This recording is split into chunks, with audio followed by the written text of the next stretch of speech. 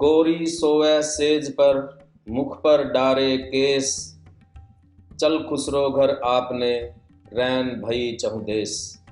मैं doctor Subhash, professor Hindi विभाग, कुरुक्षेत्र विश्वविद्यालय कुरुक्षेत्र, आपका स्वागत करता हूं आज की इस चर्चा में।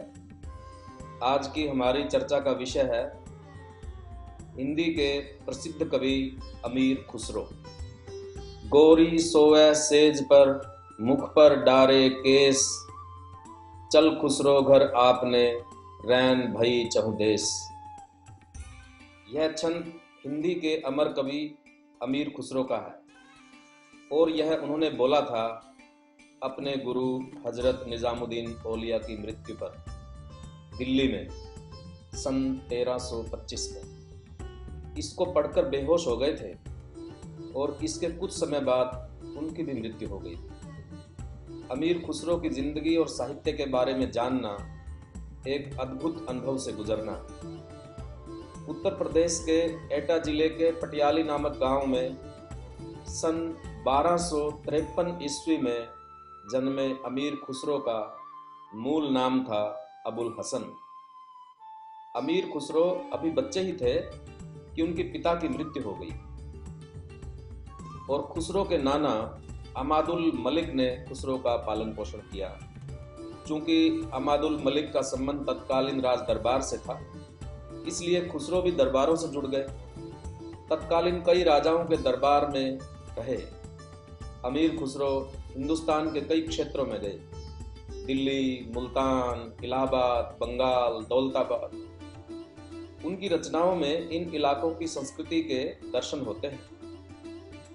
अमीर खुसरो की कुछ कृतियां हैं: किरान उस सादेन, मिफ्ताउल फुतूह, खजाइनुल फुतूह, आशिका, तूफा तुस सिगर, बाकिया नाकिया, तुगलकनामा, नूहे सिपहर, मुकरियां।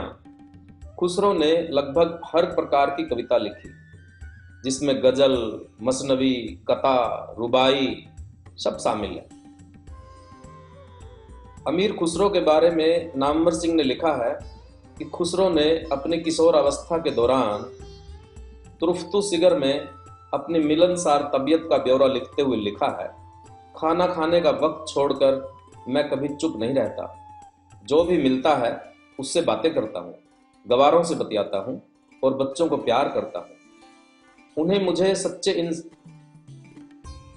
में मुझे सच्चे इंसानों के गुण मिलते हैं।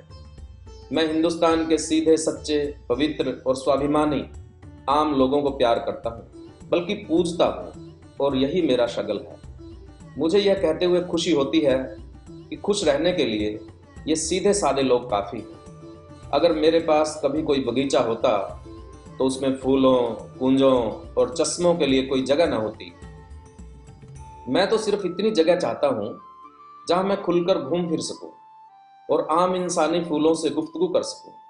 ये मासूम, शर्मीले, उत्फुल्ल और फरिश्तों के से मिजाज वाले लोग सही मायने में हमारे वतन के बेला चमेली हैं। जहां भी मैं जाता हूं, ऐसे ही लोगों की भीड़ मुझे घेर लेती है। मैं उनसे बातें करता हूं, उनके साथ हंसता हूं, गाता हूं और मजे उड़ाता हूं। अमीर खुसरो के साहित्य में लोक जीवन और प्रेम के दर्शन होते हैं। उन्होंने कवाली, गीत, दो सुखने, पहेलियां और मुकरियां जैसे छंदों में रचनाएं की।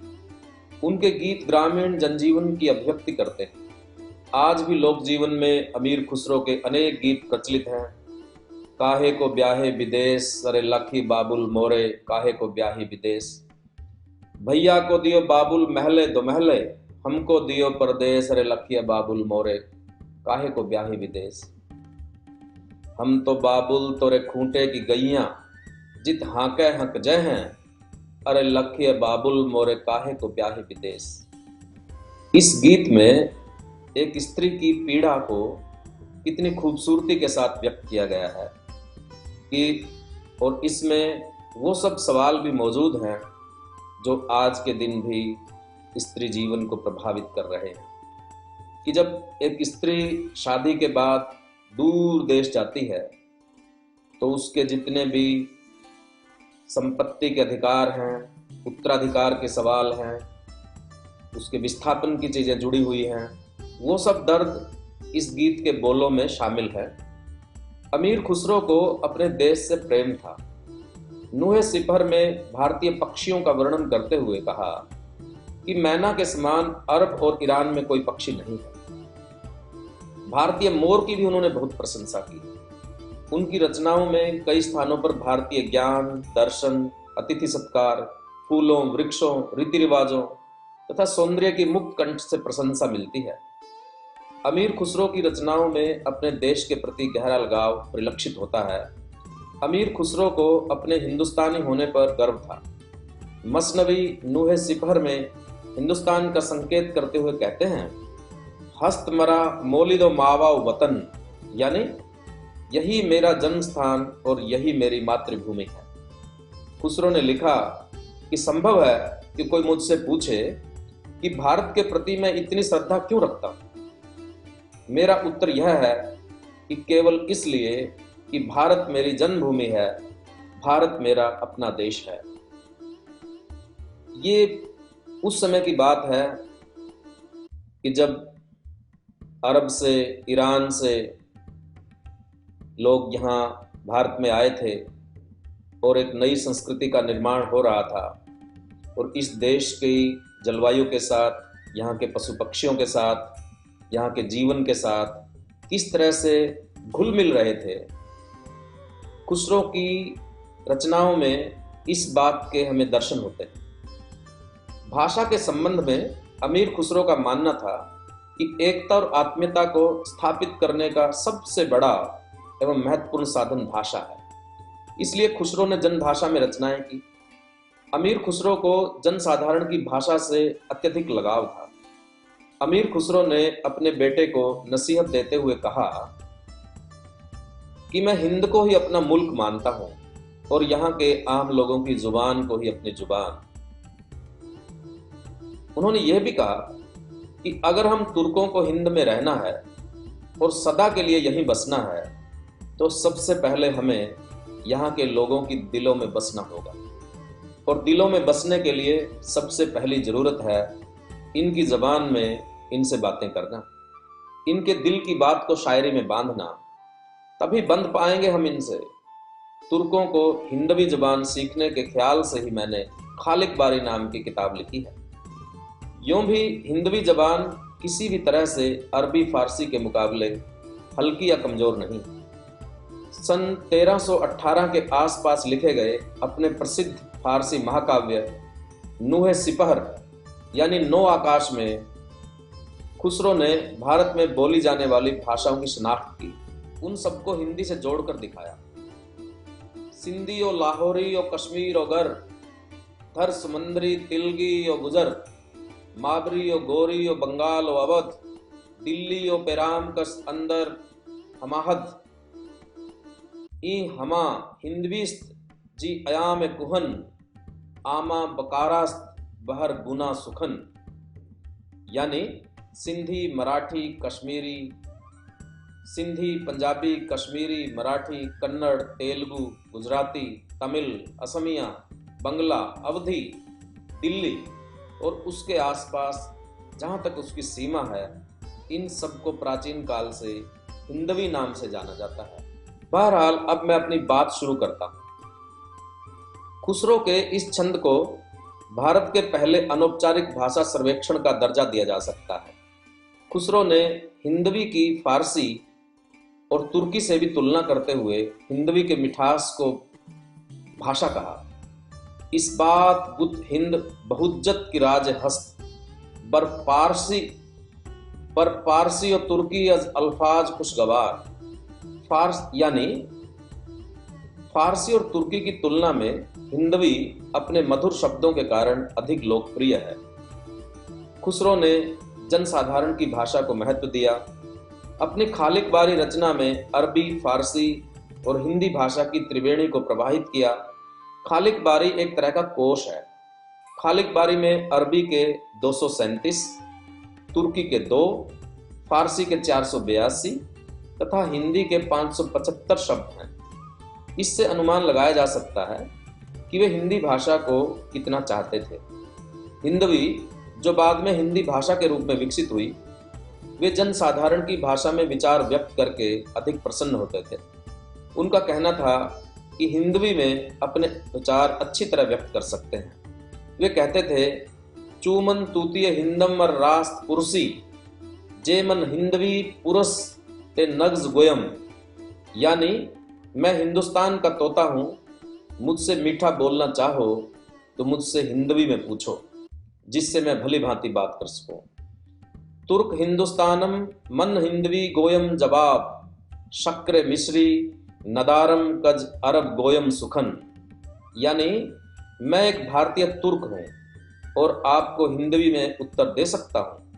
मेरे अंदर मिश्री शक्कर नहीं है कि मैं अरबी में बात करूं।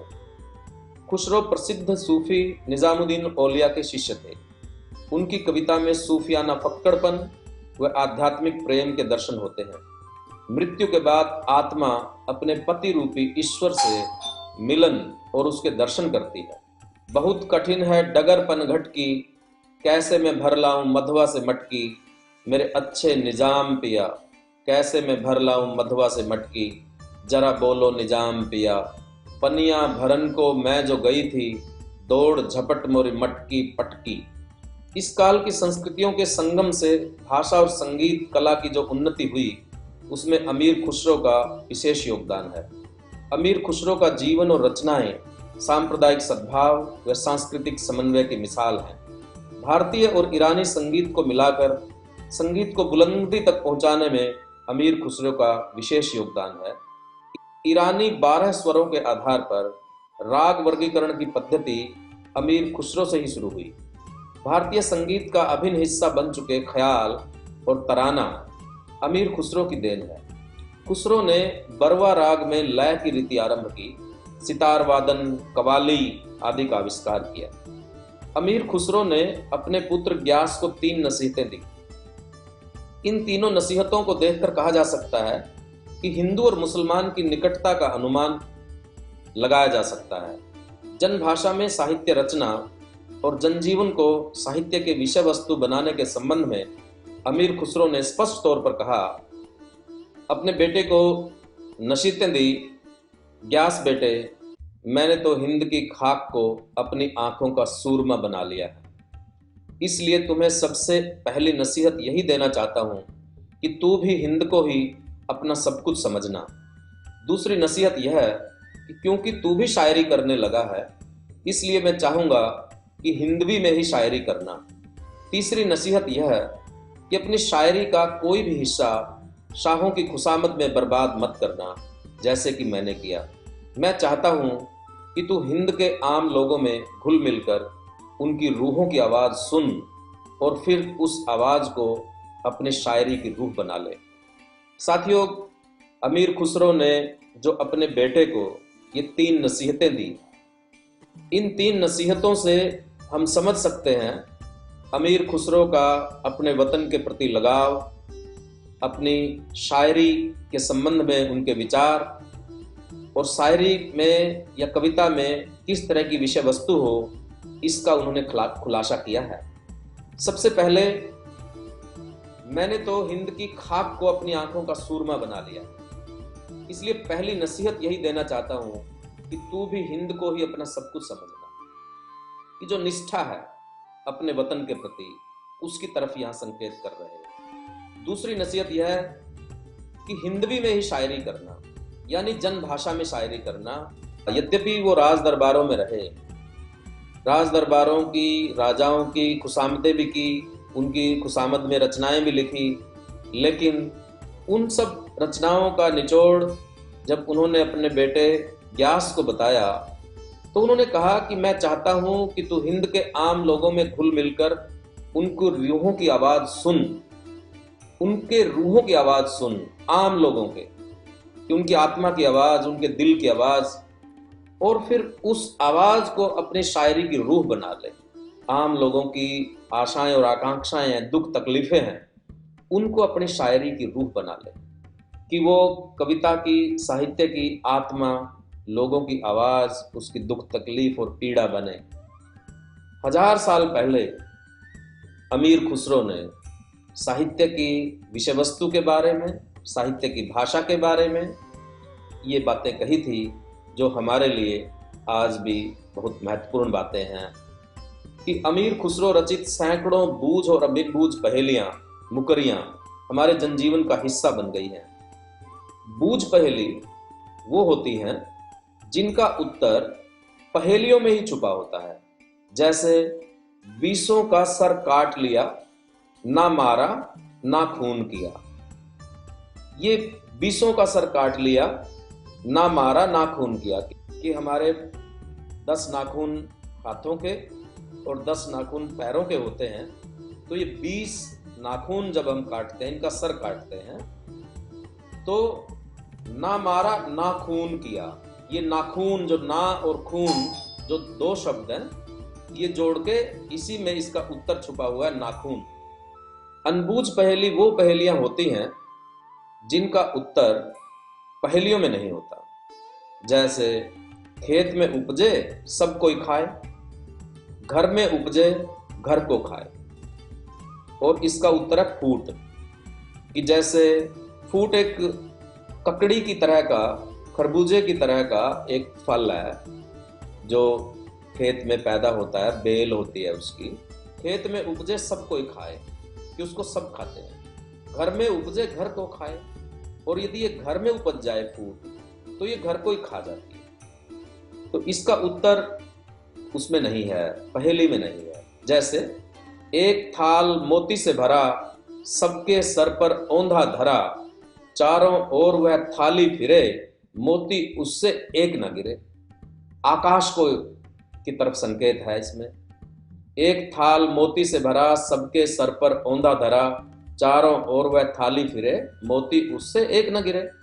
एक और पहेली, अनबूझ पहेली। एक नार ने अचरज किया, सांप मार पिंजरे में दिया, ज्यों ज्यों सांप ताल को खाए, ताल सूख सांप मर जाए। एक नार ने अचरज किया, सांप मार पिंजरे में दिया, ज्यों ज्यों सांप ताल को खाए, ताल सूख सांप मर जाए।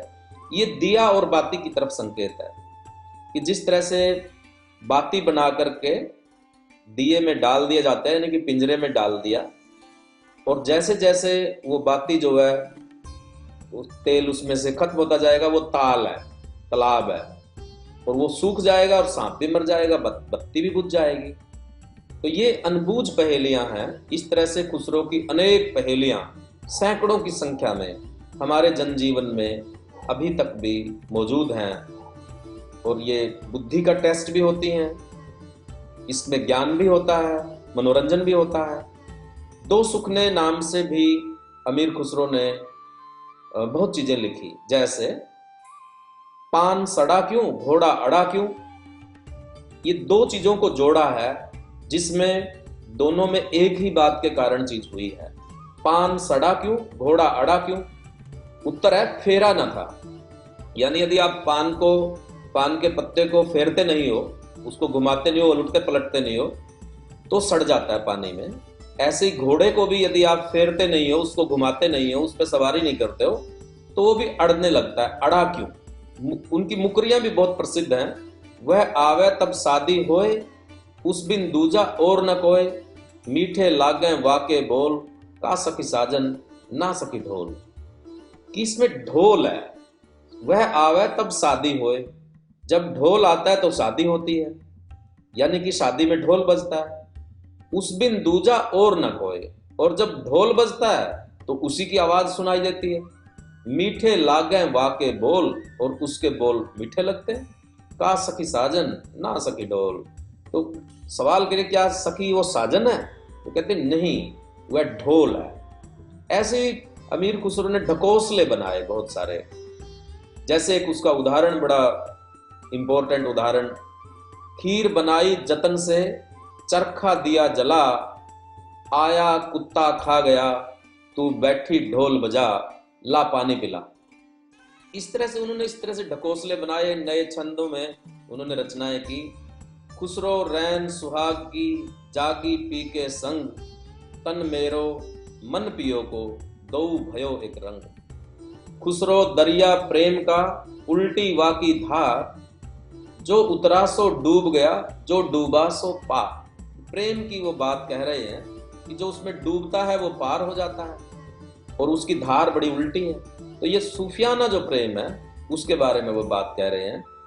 उनका बहुत प्रसिद्ध कवाली के तौर पे गाया जाता है, छाप तिलक सब छीनी रे मोह से नैना मिलाए के, बात अगम कह दीनी रे मोह से नैना मिला के, प्रेम भटी का मधुआ पिलाए के, मतवाली कर लीनी रे मोह से नैना मिलाए के, गोरी गोरी बैया हरी हरी चूड़ियाँ, बैया पकड़ लीनी रे मोह से नैना मिलाए के, बल बल जाऊं मैं तोरे रंग रजवा, अपनी सी रंग दीनी रे मोह से नैना मिलाए के, खुसरो निजाम के बल बल जाए, मोहे सुहागन कीनी रे मोह से नैना मिलाए के, बात अजब कह दीनी रे मोह से नैना मिलाए के। ये सब सूफी जो विचार है इसमें, छाप तिलक सब छीनी रे मुझसे नैना मिला के, कि ये जो छाप तिलक जितनी भी सब आडंबर पाखंड जो भी है, बाहरी दिखावा है, वो सब छीन लिया है किससे?